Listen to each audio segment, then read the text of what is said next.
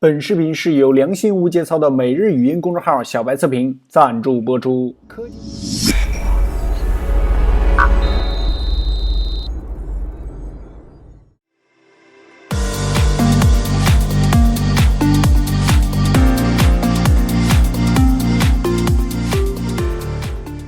Hello， 大家好，欢迎收看这一期的小白测评，我是王炯，又和大家见面了啊。这期视频呢，同样是这个继 OPPO R9S 之后呢，又体验了一台我几乎没有怎么做过视频的，就是 vivo 的手机，而且是最新发布的 X9。上期的 R9S 体验完之后呢，我是说，一定要再体验一下 vivo 的手机，看看这两个线下之王的另一个到底是一个什么情况啊？到底有什么魔力能在线下玩得这么风生水起？这次有机会接触到呢，我肯定是不能放过，赶紧快拿过来体验一下。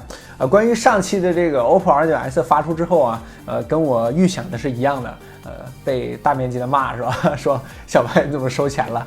好吧，我只是把我的这个真实的这个体验呢告诉你了。如果你非要怎么说呢，那我也没办法，对吧？不过那台机器呢，确实改变了我对线下机的印象。这个 X9 呢，我看的这个大的硬件参数，还有就是体验上来说呢，好像也差不多。那咱们就一起来看一看。OK， 不客观真体验，小白测评 X9 马上开始。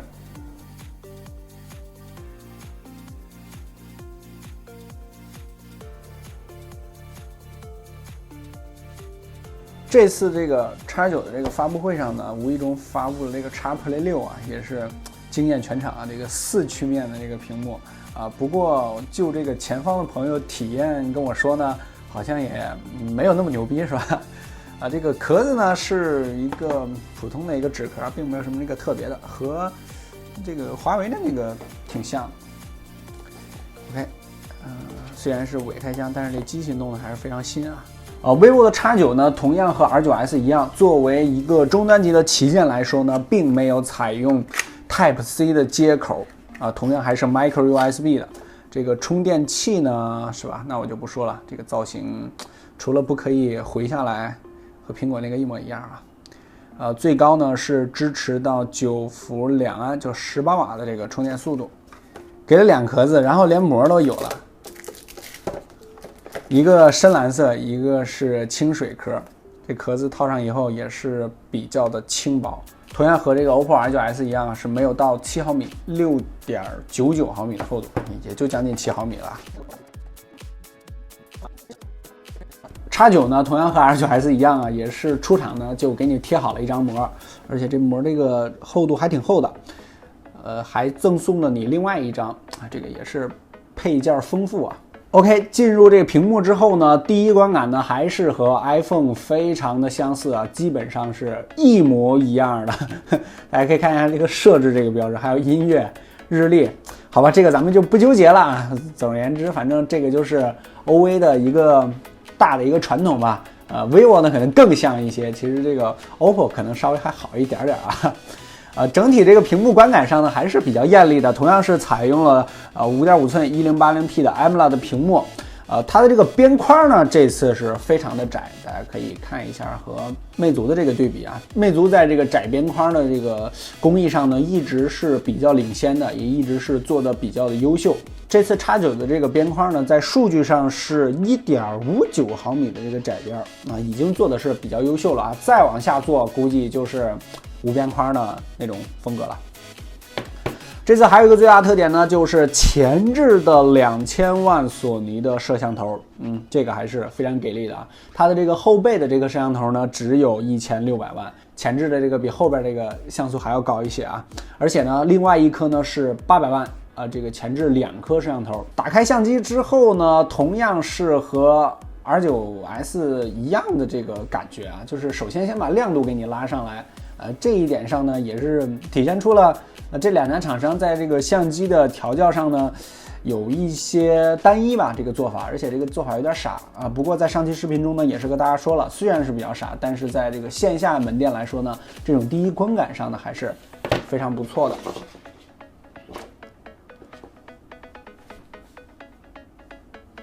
对焦速度上来说呢，也是挺快速的，但是在快门上还是有一些稍微的延迟，没有那么快啊。它们两个快门速度都稍微差点意思。这个就非常明显了。X9如果快速点这个快门的话呢，这个粘连，然后还有延迟呢，可能稍微严重一些。但是在这个取景框的这个观感上，真的是特别棒。这个和当时体验 R9S 的时候是一模一样的，他们这个做法上是非常的相像啊。在这个外观 ID 上来说呢，同样是采用了这个 U 型的天线条设计，和这个 Pro 6S 大家可以对比一下啊，它的这个位置呢和 iPhone 的那个就比较相像了，但是还是没有做到 iPhone 的那种程度啊，它是紧贴着这个下边缘做了这个 U 型的天线条，而且同样是和后背这个颜色呢尽量的融为一体。魅族的这个呢，就是比较靠上那么一点点啊。X9的这个玫瑰金的颜色呢，在我看的这么多玫瑰金的手机里边呢，算是做的比较高级的啊。它的这个颜色呢，并不是特别的深，比 iPhone 的那个要浅多了啊，比较淡雅。我个人是这样喜好的，当然有人可能就喜欢深一点的吧。前面呢同样是这个 2.5D 的玻璃，中间呢也是做了一个塑料的这个隔断条，但是啊它的这个手感呢做的就不如 OPPO 的那个好，它这个层次感有点多啊，这个之前在视频中说过。首先呢你贴了膜之后，然后后边这个 2.5D 玻璃，然后中间的这个塑料条呢做的是比较的突兀的，然后再往下边是它的这个金属框。整体上来说，划过边缘的这个手感呢，说得过去，但是呢，算不上优秀啊。OK，咱们来看一下它的这个卡槽部分，这个也是不支持内存卡扩展的，就是2个小卡，但是是金属一体的，它这个做工呢还是比较精致的，而且插上也是严丝合缝。前置的这个双摄像头呢，一个大的，一个小的，这个大的呢就是2000万的这个索尼的摄像头了，这个小的就是专门用来虚化的这么一颗摄像头，后边呢是1600万。OK， 那咱们废话少说，一起先去体验一下它的这个摄像头，回来咱们再详细聊一下别的。OK， 又到了喜闻乐见的掉粉时间了。如果你觉得每一期1-20分钟的视频不过瘾，欢迎加入我们的微信公众号小白测评。好吧，我知道这个名字直白且土气啊。首先是每天晚上与你语音聊天，分享科技圈的最新资讯，还有最重要的就是咱们的小白黑科技商城正式上线了啊！智能家机、手机配件奇趣潮品，全部都是小白亲自选的，而且大部分呢我也都亲自的体验过啊。有事没事去逛一逛，每晚开车不见不散哦。整体的拍照体验上呢 ，X9 的相机呢还算是比较轻快的啊。实拍样张来看，白天呢，X9 呢并没有像 OPPO R9S 一样直接傻傻的把这个亮度给提起来，还是能看出呢做了一些算法，而且呢在试图调教出一个自己的风格。整体来看呢，从1+3 X9再到 Pro 6S， 完全是一个亮度递进的这个过程啊。1+3和 X9 呢表现的还都不错 ，Pro 6S 这一张呢你完全看不出来是在黄昏啊，整个呢都是白天了。近景的微距中呢可以明显的看出这3台机器的成像风格。1+3呢往真实那边去啊 ，X9 的细节保留呢是最多的，但是整体观感上最佳的肯定还是 Pro 6S， 因为这个高亮度在这儿绝对帮了大忙啊。明明是在黄昏的时候拍的照片，但是依然是看不出来啊。第3张的天空楼宇呢，同样还是老样子 ，Pro 6S 呢亮度非常高，层次感和颜色上呢，还有整体的宽容度表现都不错。X9 呢也依然是不甘落后啊。在夜间拍摄的时候呢，我必须要说一句 ，X9 的夜景呢稍微差点意思啊。无论是对焦速度还是取景框的延迟情况 ，X9 在夜间的时候呢表现都不尽如人意。整体相机的使用流畅度呢，照白天呢差了一个档次。但是从实拍样张上呢，也并没有看出什么差距啊。这张呢 Pro 6S 本来夜景还是非常厉害的，不过马有失蹄啊。噪点上呢是这3人中最多的。1+3和 X9 呢成像风格呢比较接近。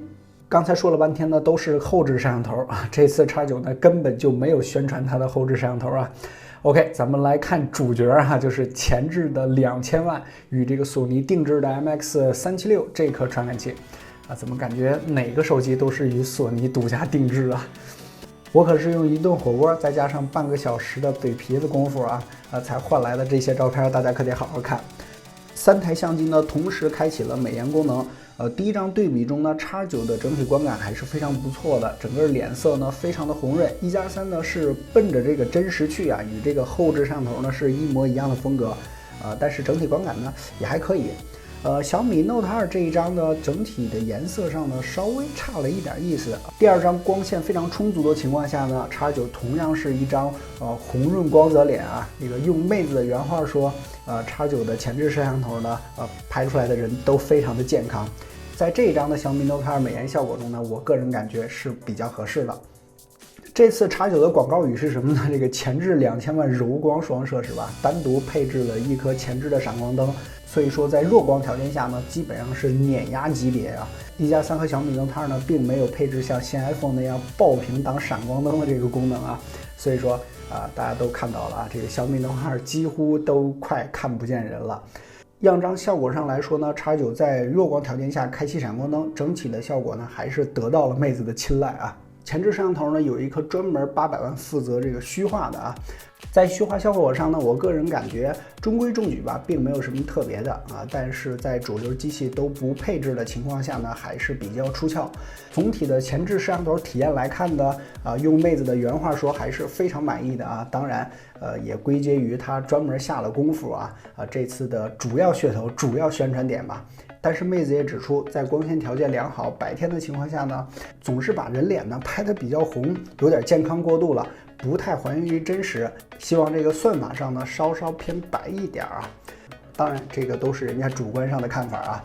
前置摄像头的效果到底怎么样，还是找你女朋友来看看吧。OK， 想查看这些实拍样张，在咱们公众号还是老规矩直接回复 vivo X9 样张 ，vivo X9 样张到底怎么样，你自己定夺一下吧。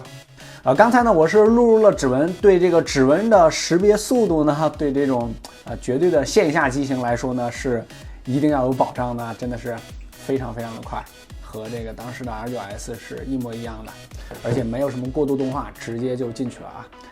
这个X9也是一样，不用你按一下 Home 键，直接触碰到的时候，它就可以解锁了。但是它这个 Home 键呢是可以瞎按的，这个质感上来说呢，做的还是不错的吧？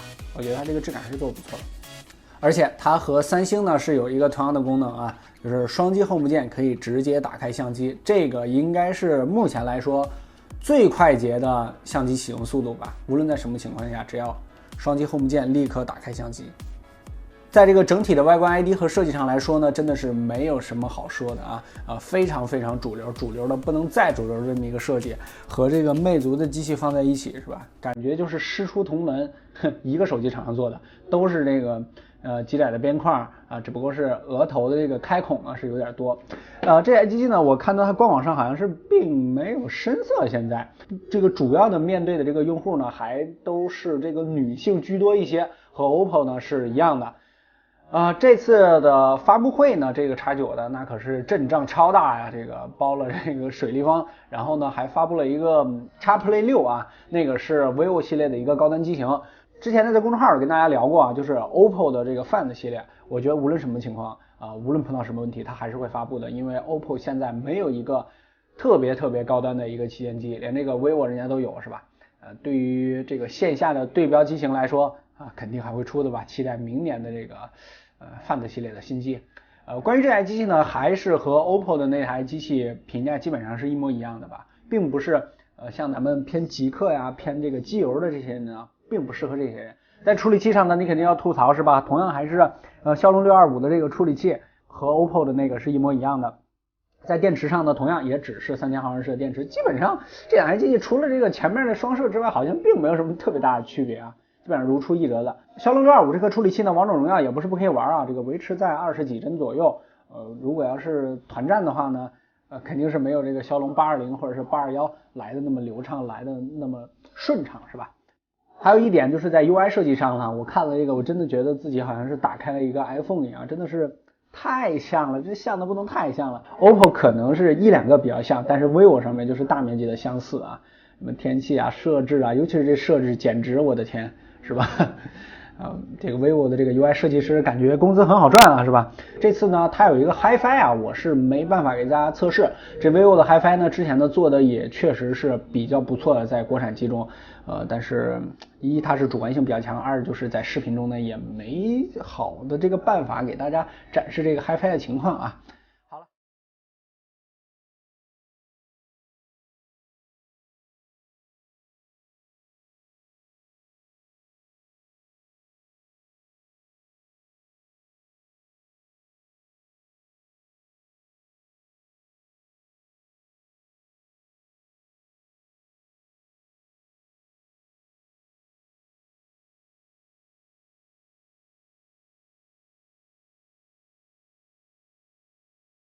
OK， 体验完了这个 X9 之后呢，我感觉最后的这段结尾啊，完全可以照搬一下 OPPO R9S 那一期啊。整个这个机器来说呢，还是那句话，就是把这个在线下门店里看机器的时候能给你看的，能让你第一时间感觉到的，全部先呈现给你，无论是相机啊，还有就是整机的手感上啊，还有就是这些小配件上。在线下来说呢，大家可能更觉得，哎，这个送壳是吧？我就不用买壳了。哎，这个贴膜是吧？还多送一张，可能有这种小便宜的心理啊，隐隐在作祟，直接让你购买这台机器。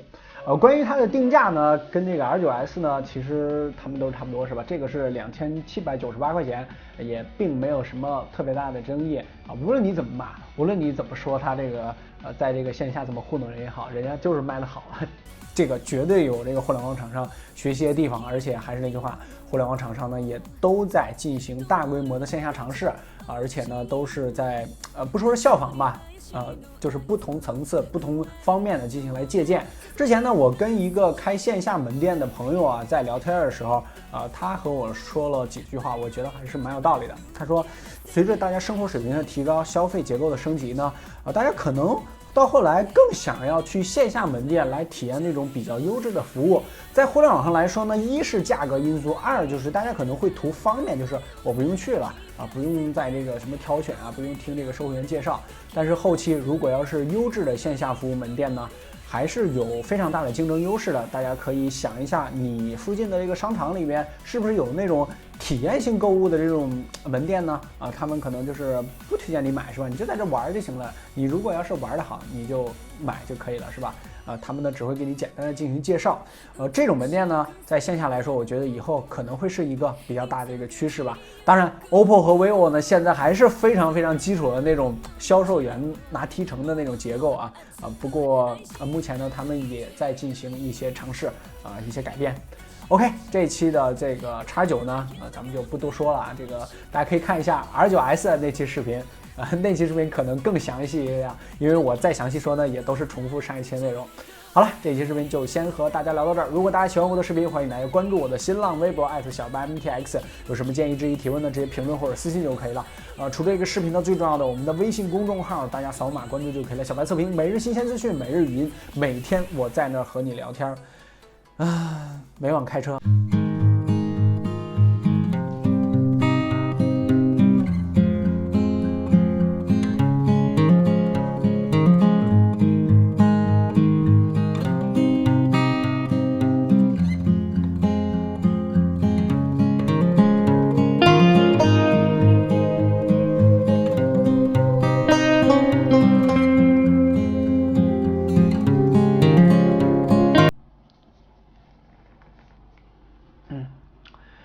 OK， 就着这期的小花絮呢，再跟大家简单的闲扯淡几句啊，关于这两期就是 OPPO 和 vivo 的这个最新机器的这个体验。上期 OPPO R9S 那期视频发出去之后呢，非常符合我的这个预期啊，就是被骂，就是大家说这个原来厂商这个养一些什么什么什么是吧？这个非常难听的话啊，这个我就不说了。也在我的意料之中，因为这个整个的这个大的这个环境中呢，只要是你这个说一说 OPPO 或者 vivo 手机的好呢，基本上都会说我操，他妈肯定收钱了，你个王八蛋，是吧？大概都是这个样子。不过呢，我还是那句话吧，如果要是真正的使用一段时间，真正的体验一下呢，其实对你这个改观还是比较大的。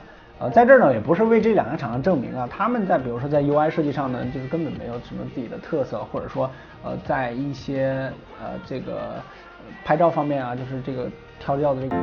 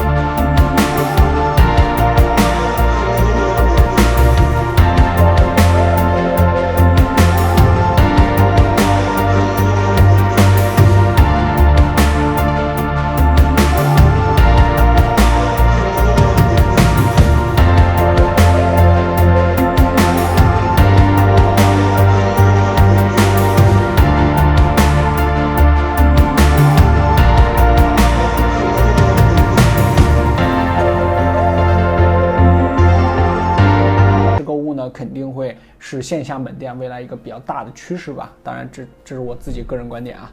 像这个小米之家或者是 Apple Store 的那种模式，他们那种体验这种购物的这种氛围呢，可能都比较好。就是我玩一下，哎，我觉得还不错，哎，我事先可能对你们这品牌有一定的了解，有一定的认知，哎，你们线下这个服务也挺好，这个整个店面装修啊，或者是那种环境啊，都还是非常不错的。这个网上购物呢可能会方便啊，或者说是这个快捷，价格上可能有些便宜，但是终归你是体验不到这种产品的。到最后呢，你可能还是要专门的去门店去看一下，这个就是可能门店最大的一个优势吧。比如说你去逛商场或者是逛什么商业街，有这种体验式购物的门店，那种线下体验的非常好，我现场就购买。这个就是和在网上买衣服，在线下买衣服是一个道理。OK 啊，闲扯淡说的有点乱啊，就是闲聊天一个花絮。关注我们微信公众号小白测评，没有开车不见不散。